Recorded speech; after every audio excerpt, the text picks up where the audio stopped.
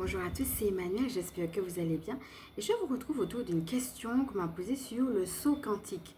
Qu'est-ce que c'est exactement? Donc voilà, sans rentrer dans des détails peut-être un petit peu plus scientifiques, moi c'est vraiment d'un point de vue chamanique que je vais vous partager aussi ma réponse par rapport à cette question. Donc je vous remercie justement d'interagir comme vous le faites. Donc certaines personnes préfèrent plus le canal Messenger, peut-être parce que ça fait un petit peu plus privé, mais sachez que ce soit sur Messenger ou que ce soit aussi au niveau des commentaires que je reçois aussi vos questions, vos commentaires, vos mots d'amour. D'ailleurs, merci à ceux et celles qui participent. Merci à vous d'être là, de faire partie de cette communauté. Et puis, je profite aussi pour dire bienvenue aux nouveaux.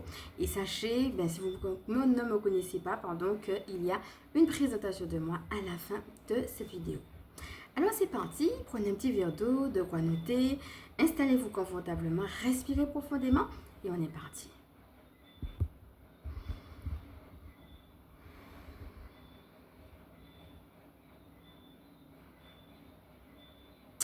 Voilà mes amis.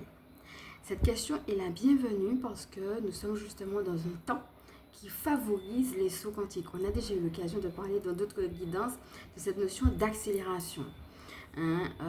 Comme si justement il y a des choses en termes de niveau de conscience et de niveau de compréhension qu'on comprend de manière condensée, de manière assez rapide. Donc on est dans un temps justement qui va favoriser ces sauts quantiques. Alors qu'est-ce que c'est? C'est le fait que vous preniez conscience de quelque chose d'un point de vue spirituel dont vous n'aviez pas encore pris conscience. Et c'est pas que vous l'entendez, c'est que vraiment vous l'intégrez en vous. C'est pas juste une information que vous entendez. Peut-être que c'est même une information que vous avez déjà entendue et puis ça vous a rien fait. C'est vraiment que quelque chose se passe en termes de niveau de conscience. Là, vous êtes dans une dynamique où vous allez comprendre et intégrer quelque chose qui jusqu'à maintenant n'avait pas été compris et n'avait pas été intégré. Alors moi, par exemple, je me souviens qu'à un moment donné, j'ai eu un temps d'intégration quand j'ai compris, par exemple, qu'il y avait plusieurs vies. Moi, pendant longtemps, j'étais à l'époque de culture chrétienne et je pensais tout simplement qu'on avait une seule vie, on meurt et puis c'est tout. On va au paradis si on a bien suivi. Et j'ai eu par exemple, moi, l'occasion d'avoir un saut quantique quand j'ai réalisé qu'en fait, non, on n'avait pas qu'une seule vie, on en avait plusieurs. J'ai eu par exemple un autre moment donné, un saut quantique quand, voyez, moi, je viens d'une culture aussi où les femmes ont une place très particulière. J'ai déjà eu l'occasion justement d'en parler. J'ai été élevée comme une femme et puis c'est tout, quoi. C'est-à-dire une personne qui ne devait surtout pas dire ses idées parce que c'était forcément mal vu. Et cela depuis toute petite. Et puis un jour, je me rends compte que je suis une femme masculine. Je me rends compte que j'ai un caractère de leader et aussi que j'ai un fonctionnement qui est plus le fonctionnement d'un homme. Voilà, j'ai plus un fonctionnement qui n'a rien à voir avec ce qu'on peut avoir mis comme projection déjà sur la femme. Donc réaliser que c'était des projections et même si peut-être le pays est endormi par la culture, ça reste une projection. Vous allez ailleurs, vous avez des femmes et elles ne sont pas forcément traitées de la même façon. Donc, c'est bien que la société a façonné d'une certaine manière la femme. Et puis, c'est pas juste ça, c'est en plus que les choses qui plaisaient aux femmes ne me plaisaient pas. Les choses peut-être qui m'auraient plu n'allaient pas forcément leur plaire. J'allais plus me retrouver à discuter avec des hommes de peut-être mes aspirations, de ce qui me plaît, de comment je fonctionne. J'allais plus me retrouver entre potes, je dirais, qu'entre copines. Donc j'ai eu par exemple le saut quantique quand j'ai réalisé que j'étais une femme masculine. Peut-être qu'il y avait quelque chose au fond de moi qui me disait que j'étais ça, mais j'avais jamais réalisé. Donc ce sont des exemples que je donne comme ça à la volée. Mais l'idée, c'est de voir aussi vous-même comment ça vous parle. Est-ce que vous avez fait des sauts quantiques dans votre vie, de manière générale, pas que dans cette période? Quels ont été justement ces sauts quantiques, mais aussi comment ils ont pu façonner ou diriger ou rediriger votre vie de manière particulière? Vous savez, quand on intègre comme ça certaines informations, il y a vraiment quelque chose, même de niveau biologique, de niveau chimique, il y a vraiment quelque chose de notre structure qui change. Donc, ce n'est pas quelque chose de mental. Ça va beaucoup plus profond et il est possible que c'est comme si on devient même quelqu'un d'autre Des aspirations qu'on avait hier, on les a pas aujourd'hui. Des aspirations qu'on n'avait pas, tout à coup, on les découvre. Ou alors, peut-être, on les avait, mais mis dans un coin. Et le saut quantique va permettre que, tout à coup, comme une boîte de Pandore, ben, on est prête à l'accueillir pleinement. Par exemple, moi, à un moment donné, j'ai été dans l'homosexualité. Quand j'ai vraiment réalisé que j'étais une femme masculine, eh ben, j'ai pu accueillir pleinement en disant, ben oui, voilà, eh ben, c'est ça, hein, les femmes me plaisent, point. Et ne pas justement faire peut-être un drame ou quelque chose que je cache ou bien quelque chose qui crée une culpabilité, par exemple. Donc, en fait, c'est que je reviens aussi avec cette information, avec un regard différent et forcément, mon rapport avec le monde, il va changer. Hein, par exemple, je pourrais dire, ben ok, c'est ok pour moi de préférer discuter entre potes avec des hommes que d'être avec un groupe de femmes, parce que je ne vais pas me retrouver dans leur discussion. Alors qu'avant, surtout dans mon pays où les hommes sont avec les hommes, les femmes sont avec les femmes sont systématiquement diabolisées quand elles sont avec les hommes parce qu'on va leur dire que ben, elles ont pas ça à faire, sinon, etc. Bon, bref. Et elles sont traitées comme des salopes. Voilà, on te dit que si tu restes avec des hommes, c'est parce que tu veux du sexe et puis c'est tout. Alors que je peux très bien rester avec des hommes, tout simplement parce que je suis bien dans la discussion avec. Et vous voyez, c'est un autre regard par rapport à ma culture, mais on revient toujours à qui moi je suis. C'est pas tant la culture de qui je suis. Ben oui, mais voilà, je me sens mieux avec des potes, je me sens bien dans le type de discussion qu'on a là. Et peut-être que je vais en effet avoir tendance à m'ennuyer avec des femmes. Eh bien, je l'accepte et je l'accueille. Donc voilà, c'est aussi ça, hein, et c'est pareil, j'ai eu l'occasion de faire pour moi-même des libérations karmiques par rapport justement à des choses qu'on m'a montrées dans d'autres vies, mais on ne pouvait pas me montrer qu'il y avait des choses qui bloquaient dans d'autres vies, qui se répercutaient sur ma vie actuelle pour que justement je fasse ces libérations chamaniques, si on ne me disait pas en amont qu'il y avait eu plusieurs vies. Voyez, donc il y a eu des répercussions, c'est pas juste une info, ah tiens, il y a eu plusieurs vies. Dans mon cas, par exemple, eh bien, c'est pas juste une information, ça a donné lieu à autre chose. La même année, justement, peu après cette prise de conscience, eh bien, justement, j'ai été amenée à faire des libérations karmiques et à faire des recouvrements d'âme, alors que je ne connaissais pas du tout ce qu'était une libération karmique à l'époque, et je ne connaissais pas du tout ce qu'était le recouvrement d'âme, je n'avais jamais fait. Et la même année, eh bien, j'ai eu justement ça à faire, et ça m'a beaucoup aidé pour la suite. Alors pendant que vous voyez un petit peu, voilà, par effet miroir, peut-être comment justement cela peut vous parler, les différents sauts quantiques que vous avez pu avoir, comment vous êtes revenu. Regardez aussi qu'est-ce qui a pu changer aussi par la suite. C'est aussi l'occasion d'une action de grâce, et puis on continue ce travail. Hein, et puis on le continue ensemble. Hein, je reçois vraiment qu'on est dans une notion de prière ensemble. Et ça va être ça, mes amis, pour la suite, de voir aussi que les sauts quantiques que nous sommes en train de faire, eh bien, c'est pas juste pour avoir des informations, il y a forcément des choses de l'ordre du changement qui, de toute façon, se mettent en place. Peut-être que toi, tu as déjà décelé des changements, peut-être qu'il y en a d'autres que tu n'as pas décelés, mais qui, de toute façon, eh bien, sont en train de se mettre en place.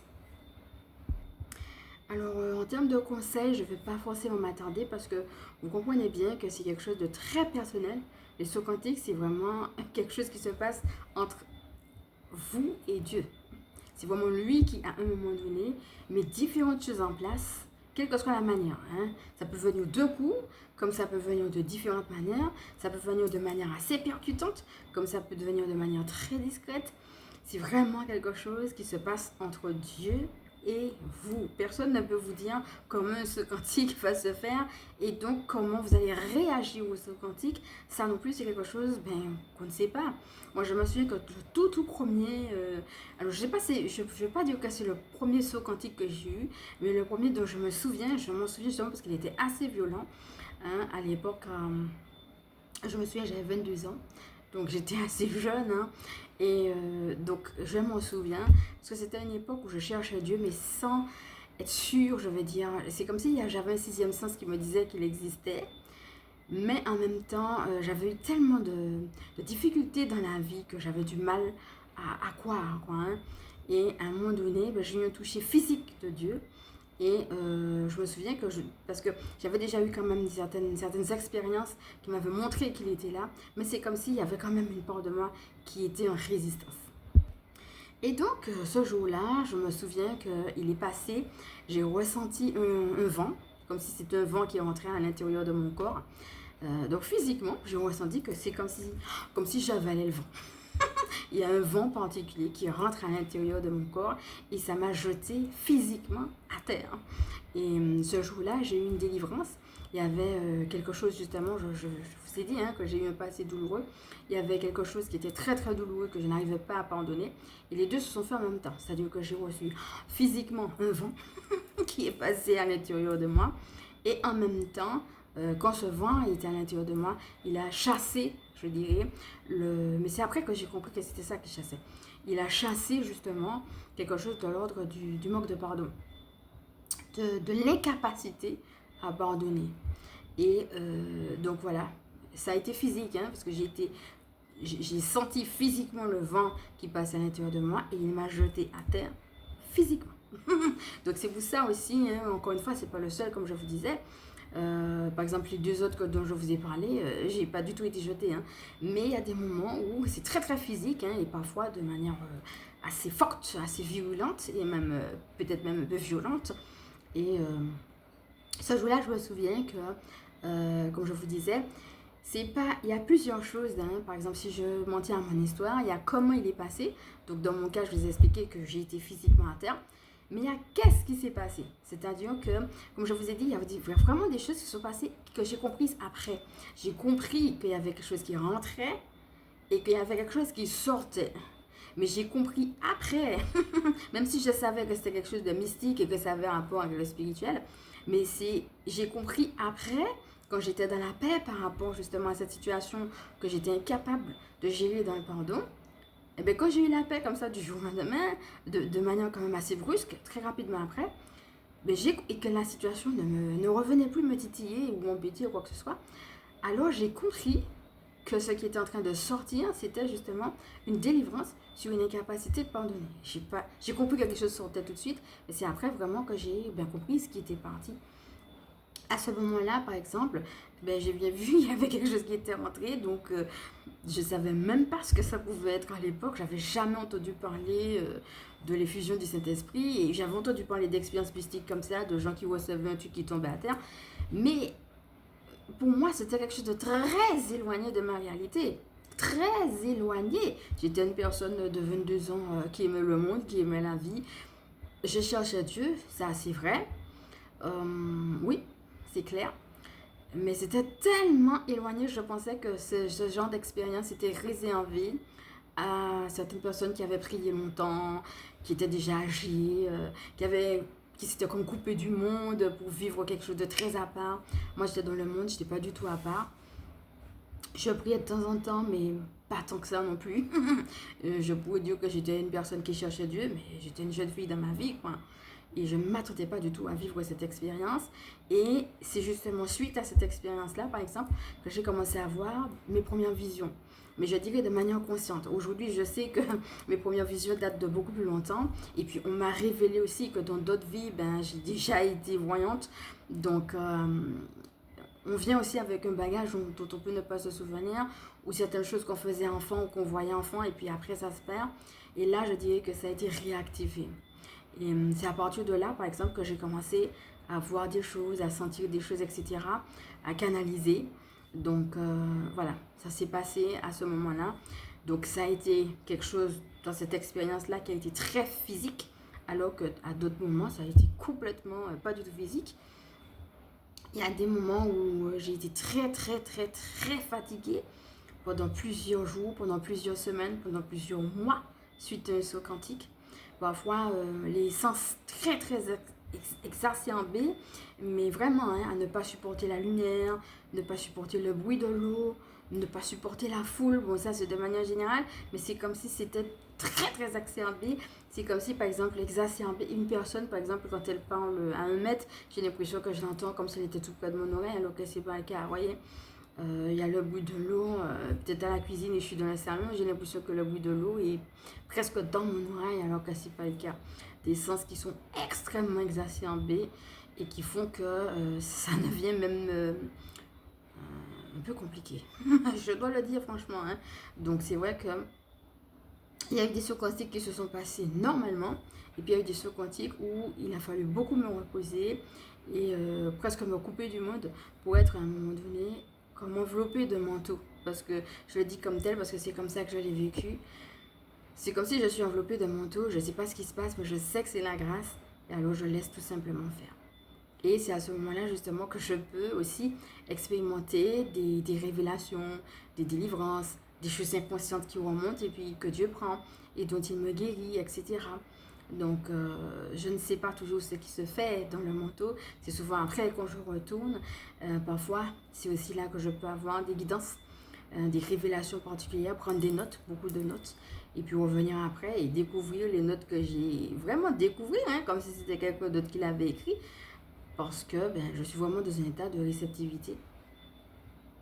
Oui, moi, c'est un état de grâce. Donc, il y a comment vous vivez cet état, comment ça se manifeste chez vous, et puis il y a comment vous revenez.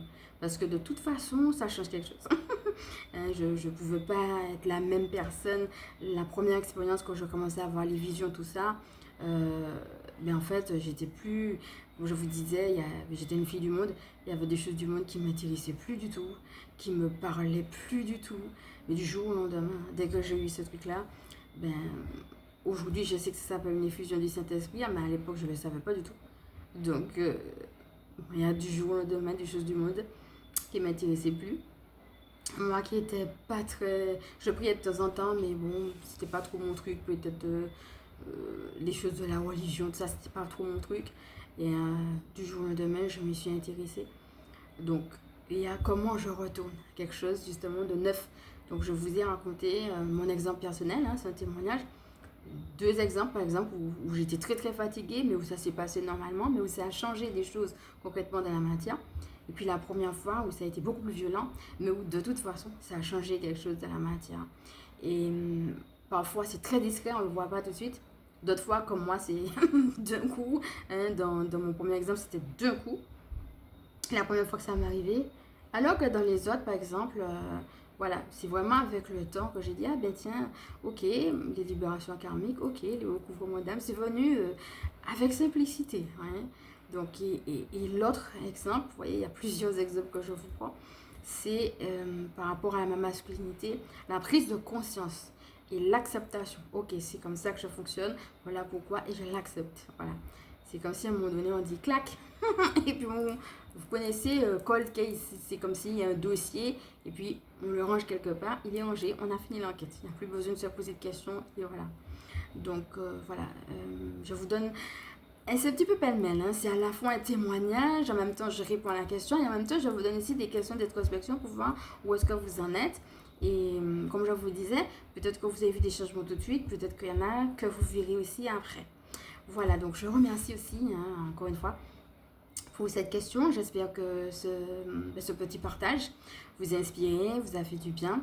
Vous pouvez me dire en commentaire aussi, hein, si vous avez envie de partager quelque chose autour du saut quantique, si vous êtes retrouvé dans ce que j'ai vécu ou autre. Voilà. En tout cas, cette petite vidéo est terminée. J'ai eu beaucoup de plaisir à répondre à vos questions.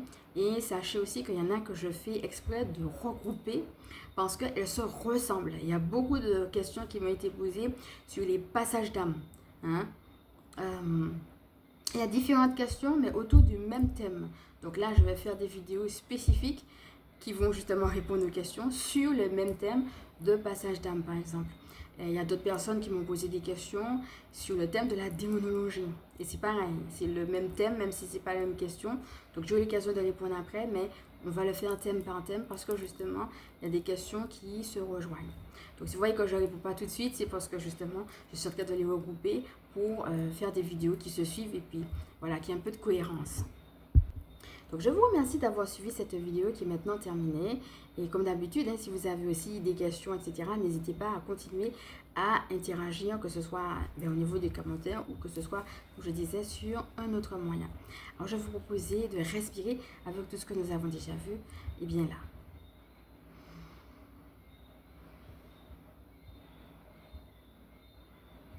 Alors, ce qui me vient, c'est qu'on peut faire aussi, peut-être pas quand on est dedans, parce que si vous êtes dedans, peut-être que vous êtes plus dans l'intégration et dans la réception.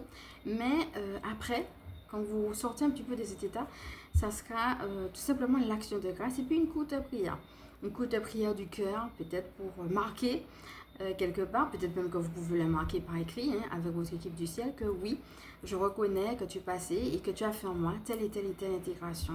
Voilà, ça peut être un petit rituel simple de marquer ça quelque part par écrit, de remercier son équipe du ciel, prendre le temps d'action de grâce, prendre le temps de prière aussi. Voilà, et bien je reconnais que ça s'est passé. Voilà, que cette étape de ma vie, par exemple, c'est terminée.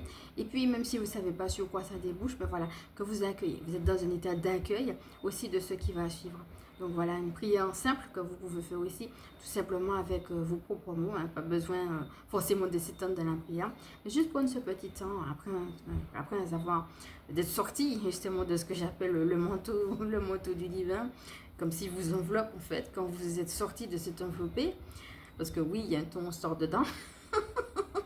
Même si on aurait bien aimé rester tout le temps dedans, et bien voilà, juste le marquer par un petit temps de rituel, voilà, avec on marque, ou bien juste une prière du cœur, ou bien les deux, un petit temps de gratitude, et puis continuer la route, tout simplement, en continuant à rester dans cet état d'accueil.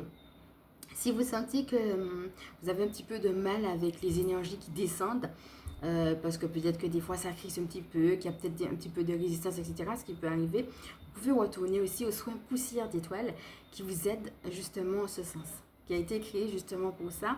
Et puis d'ailleurs, on a fait la prière de la foi dans le soin poussière d'étoiles qui peut vous aider et vous soutenir également et bien dans ces moments-là. Pendant que je vous dis ça, je constate qu'il est 21 minutes 21 secondes. Regardez comment le chiffre 21 peut vous parler. N'hésitez pas à faire des recherches si jamais cela vous appelle. Moi, les deux mots qui me venaient, c'est le mot libération et puis le mot accueil. C'est vraiment un moment propice à certaines libérations, mais c'est surtout un moment où on nous demande d'être dans un état d'accueil. Voilà, c'est pas forcément qu'on a quelque chose à faire ou pas faire, mais juste être dans un état de grâce et d'accueil. Alors, comme d'habitude, ça sera d'écouter votre corps. Si vous avez besoin de vous reposer, reposez-vous, buvez plus d'eau, que cela plaise ou non aux gens. Ben, si vous avez besoin d'être plus à part que d'habitude, excusez-moi, n'hésitez pas à être plus à part. Justement, est-ce que c'est pas justement le problème de marquer des limites? On en a déjà beaucoup parlé dans cette vidéo. Des fois, on a besoin de marquer ses limites et puis de dire j'ai besoin de temps à part. N'hésitez pas, et bien, tout simplement à le faire, à respirer. Et puis, il n'y a pas forcément de choses à dire parce que c'est un état d'être avant tout. C'est ça. Vous êtes dans un état d'accueil et de réceptivité. Donc, il n'y a pas de manière de faire. Il n'y a pas de manière de réagir non plus. Et puis, c'est pas que vous, c'est vous, mais c'est aussi Dieu. Souvenez-vous, dans l'exemple où j'avais 22 ans, ben c'est lui qui m'a touché, je suis tombée à terre. Hein. C'est pas moi qui suis tombée à terre pour une raison ou une autre, c'est pas moi hein, qui me suis jetée toute seule. Si on peut appeler ça jeter, je dirais plutôt qu'il m'a déposé sur le sol. Et ben c'est lui qui m'a déposé, c'est pas moi. Hein. Donc, il n'y a pas une histoire de je vais réagir comme ça ou autre. Vous voyez, il y a des moments où ça m'est déjà arrivé, hein, des moments où je pleure. Et puis, il y a des moments où, par exemple, cet esprit me dépose au sol. Il n'y a pas une manière de réagir. Des moments où je ne fais rien, je suis juste dans une prise de conscience. Il y a des moments où je suis presque choquée de la prise de conscience que j'ai. Oh, sérieux? Et puis il y a des moments où ben, ça passe comme lettre à la poste. Donc il n'y a pas une façon de réagir face à un saut quantique. Mais encore une fois, c'est pas juste vous et votre réaction. C'est vous, mais Dieu aussi. Hein? Si Dieu veut vous toucher physiquement, vous vous déposez à terre, il va le faire. Vous voyez? En gros, c'est ça. Donc... Ici, on est sur une chaîne de spiritualité, mes amis. Je ne suis pas là pour vous faire peur, mais je dois vous dire les vérités. Donc, il y a des moments où Dieu, ben, il peut très bien passer, vous toucher physiquement ou autre. Ça peut arriver, ce n'est pas obligatoire. D'accord? Il n'y a rien d'obligatoire à ça. Mais ce n'est pas impossible non plus. Donc, ce n'est pas juste vous et vos réactions, c'est vous. Et vous ne savez pas comment vous avez à réagir et cela ne vous appartient pas. Vous avez juste à être et pas à savoir comment il faut réagir. Et puis, il y a aussi Dieu qui fait ce qu'il fait. Donc lui, s'il a envie de passer d'une manière comme ci ou comme ça, ben, il le fait. Jamais je n'aurais imaginé à 22 ans, je me souviens de cette jeune femme que j'étais complètement dans le monde, enfin, tout en cherchant Dieu, mais quand même avec une vie de jeune fille de 22 ans. Mais jamais je n'aurais imaginé que Dieu en passant était en train de me donner des révélations, une capacité à canaliser, un don de voyance. Et à l'époque, on m'aurait dit tu serais chaman demain, j'aurais pas cru quoi. C'est le don de Dieu, hein? C'est pas vous qui dites oui, je veux avoir tel don, oui, je veux être jeté à terre ou quoi. Enfin bref, c'est lui, il n'y a pas que vous, il y a aussi lui, son appel, qu'est-ce qu'il veut faire de vous, comment il veut vous toucher, ce qu'il va mettre en vous, ben, c'est son secret. Et ça me rappelle justement qu'il me semble que dans l'une des quittances qu'on a faites dernièrement ici, on avait parlé de la notion du secret. que Dieu passait justement avec un secret qu'il y avait entre vous et lui, un secret de votre vie que vous savez, d'accord? Donc, regardez comment ça vous parle. Ça me fait tilt, hein, parce que je suis vraiment en train de réaliser qu'on avait déjà eu cette notion de secret. Donc voilà, c'est juste un état d'accueil. Et puis, cultiver cette façon d'être. Parce que c'est pas un état d'accueil juste parce qu'on fait un saut quantique, quoi. Après, c'est aussi, même quand on retourne un petit peu plus aux activités de la vie de tous les jours, la vie quotidienne, on cultive cet état d'accueil. Au mieux, bien sûr, hein, parce qu'on est humain, moi aussi, hein. Mais voilà, c'est ce qui nous est demandé là-haut, de faire au mieux en tout cas. Voilà mes amis, j'espère que tout cela vous a parlé, vous a aidé. Et puis comme d'habitude, je vais me présenter pour celles qui ne me connaissent pas. Je suis Emmanuel, je suis chamane. Ma mission de vie consiste à permettre aux énergies sacrées de s'intégrer dans nos vies humaines. Si cette vidéo vous a plu, je vais maintenant vous inviter comme d'habitude à liker. Si vous pensez qu'elle peut aider, à partager, à vous abonner. Je vous envoie du love, je vous dis à bientôt. Et pour tous ceux et celles qui sont intéressés par mes services, sachez que tout se passe par email et que vous allez pouvoir retrouver tout cela en transcription. Je vous remercie, je vous dis à bientôt.